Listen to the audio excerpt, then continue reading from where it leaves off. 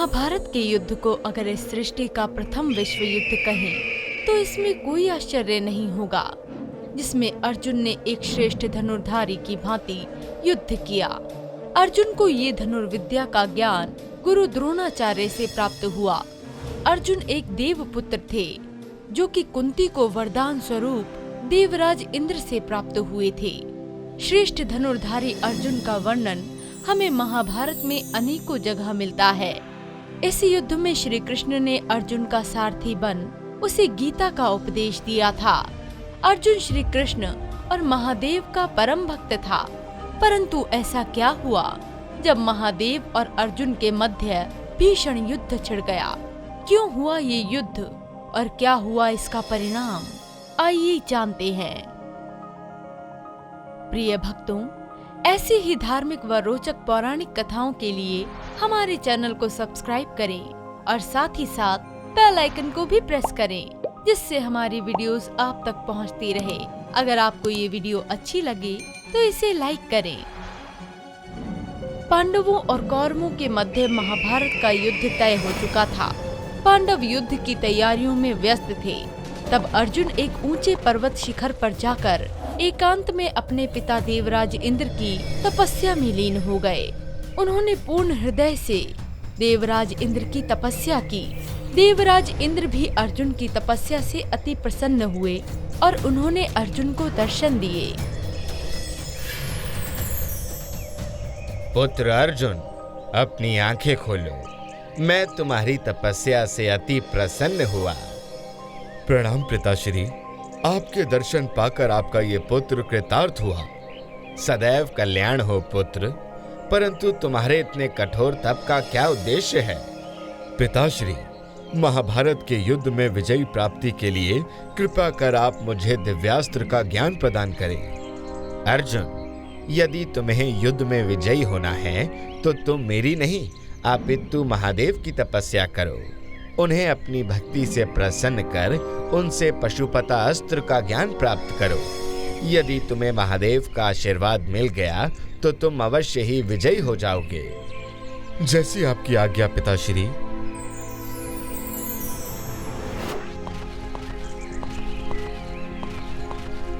इंद्रदेव से आज्ञा पाकर अर्जुन ने मिट्टी एकत्रित कर बहुत ही सुंदर शिवलिंग का निर्माण किया और महादेव को प्रसन्न करने के लिए वो उनकी तपस्या में लीन हो गए।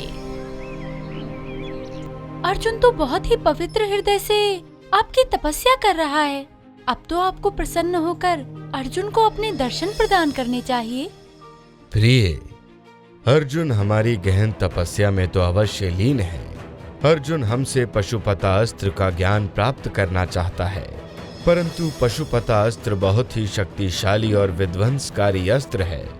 यदि इसका गलत उपयोग किया गया तो ये विनाश का कारण भी बन सकता है।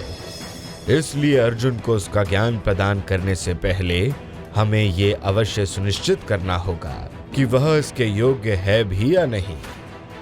सत्य कहा स्वामी। अर्जुन की योग्यता के प्रमाण के लिए तो आपको अर्जुन की परीक्षा लेनी होगी। हमें किरात का वेश धारण कर अर्जुन के समक्ष उसकी परीक्षा लेने जाएंगे। स्वामी, मैं भी एक स्त्री का वेश धारण कर आपके साथ चलूंगी। दुर्योधन को जब ये पता चलता है कि अर्जुन पाशुपतास्त्र के ज्ञान की प्राप्ति के लिए महादेव की तपस्या कर रहा है, तो वो उनकी तपस्या को भंग करने के लिए मुकासुर नामक दैत्य को अर्जुन की तपस्या भंग करने का आदेश देता है। मुकासुर एक वराह का रूप धारण कर अर्जुन की तपस्या भंग करने के लिए उसकी ओर दौड़ते हुए आता है। जैसे ही वो वराह अर्जुन की ओर आने लगा, वैसे ही अर्जुन की परीक्षा हेतु महादेव भी माँ पार्वती के साथ किरात रूप में वन में प्रकट हुए और महादेव और अर्जुन ने एक ही साथ अपने तीक्ष्ण बाणों से उस वराह पर प्रहार किया। बाण लगते ही उस वराह की मृत्यु हो गई, जो असल में दैत्य मुकासुर था।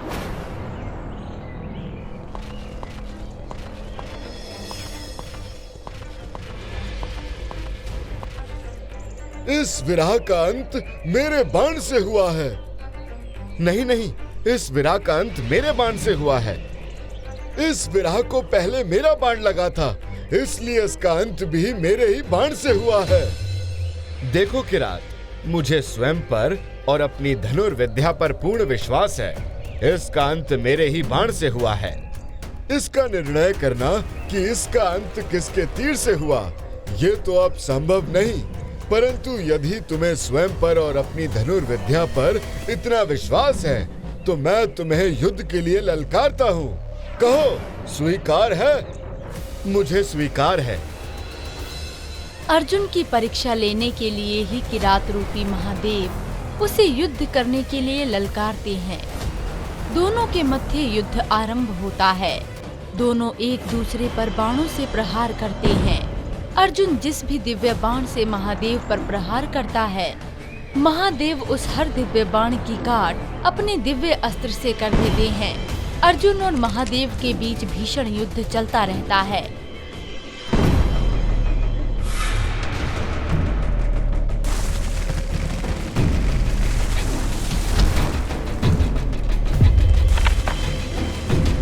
जब अर्जुन किसी भी प्रकार से किरात को पराजित करने में सफल नहीं होता, तब वो अपनी समस्त शक्तियों के समावेश से एक दिव्य बाण का आवाहन करता है और उस बाण से किरात पर प्रहार कर देता है।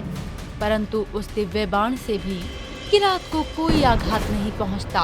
अर्जुन ये देखकर बहुत स्तब्ध और क्रोधित हो जाता है।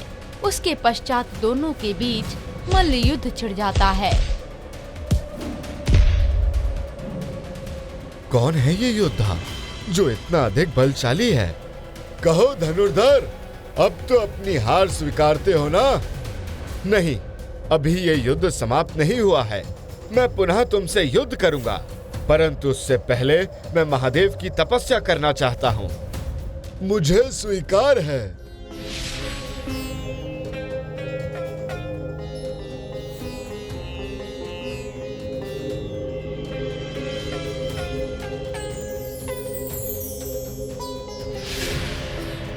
ये कैसा माया जाल है?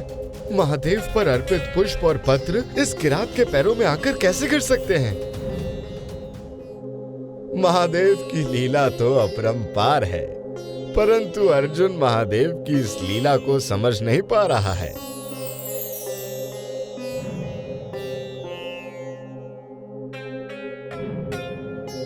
हे द्वारकाधीश, अपने चरणों में मेरा सादर प्रणाम स्वीकार कीजिए। हे पार्थ, क्या तुमने अभी भी नहीं पहचाना कि इस किरात स्वरूप में स्वयं महादेव हैं, जो तुम्हारी परीक्षा लेने हेतु आए हैं? महादेव, मुझे क्षमा कर दीजिए प्रभु, मुझसे आपको पहचानने में बहुत बड़ी भूल हो गई। मुझ नासमझ को क्षमा करें महादेव। इसमें तुम्हारा कोई दोष नहीं अर्जुन। हम तो यहाँ तुम्हारी परीक्षा लेने ही आए थे और तुम उस परीक्षा में सफल हुए। हे प्रभु, मुझ पर अपनी कृपा दृष्टि करें और अपने आशीर्वाद स्वरूप मुझे पशुपता अस्त्र का ज्ञान प्रदान करें, जिससे मैं युद्ध में विजय पाकर धर्म को विजयी बना सकूं। अर्जुन, हम तुम्हारी भक्ति, तुम्हारे युद्ध कौशल से अति प्रसन्न हैं, इसलिए हम तुम्हें पशुपता अस्त्र का दिव्य ज्ञान प्रदान करते हैं। परंतु एक बात का सदा स्मरण रखना अर्जुन, पशुपता अस्त्र बहुत ही शक्तिशाली और विध्वंसक दिव्यास्त्र है, और यदि अनुचित समय और अनुचित स्थान पर इसका प्रयोग किया जाए तो इसका परिणाम अत्यंत विनाशकारी भी हो सकता है। इसलिए इसे सदैव खुद से शक्तिशाली योद्धा पर ही प्रयोग करना, कभी भी खुद से कमजोर योद्धा पर इसका प्रयोग ना करना। मैं ये सदा स्मरण रखूंगा महादेव। अर्जुन से प्रसन्न होकर महादेव उसे पाशुपतास्त्र का ज्ञान प्रदान करते हैं और महाभारत के युद्ध में धर्म यानी कि पांडवों की ही विजय होती है और अधर्म का नाश हो जाता है। तो प्रिय भक्तों, आपको ये कथा पसंद आई हो तो इस वीडियो को लाइक करें, और आप अगली कथा किस महावॉरियर की देखना चाहते हैं ये आप हमें कमेंट्स करके जरूर बताइए। तब तक के लिए हर हर महादेव।